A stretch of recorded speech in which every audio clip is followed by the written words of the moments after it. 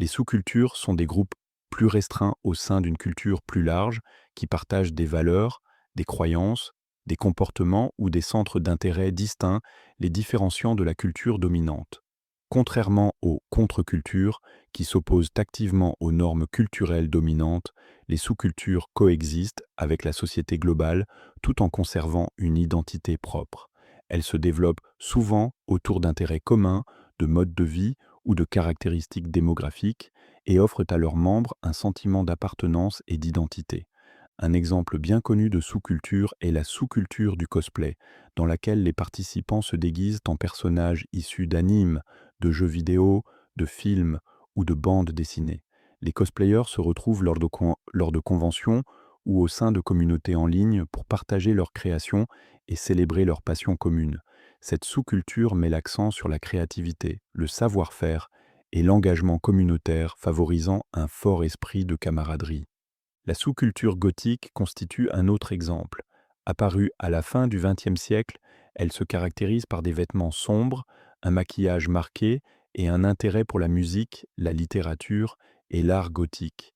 Elle offre un espace d'expression personnelle et d'exploration de thèmes comme la beauté et l'individualité. Les sous-cultures contribuent à la diversité sociale en proposant des façons alternatives de penser et de vivre. Elles offrent un sentiment d'identité et de reconnaissance à des individus qui ne se sentent pas pleinement en accord avec la culture dominante, en créant des communautés de soutien favorables à l'expression de soi. Elles stimulent également la créativité et l'innovation, car leur style, leur musique et leurs idées influencent souvent la culture générale. Par exemple, la sous-culture hip-hop, née dans des contextes urbains, a profondément marqué la musique, la mode et le langage à l'échelle mondiale. Malgré leurs aspects positifs, les sous-cultures peuvent être critiquées pour leur caractère parfois fermé ou exclusif, ce qui peut rendre difficile la participation ou la compréhension de leurs normes par des personnes extérieures. Elles sont également parfois stéréotypées ou mal comprises par la société dans son ensemble, ce qui peut conduire à la stigmatisation ou à la marginalisation de leurs membres.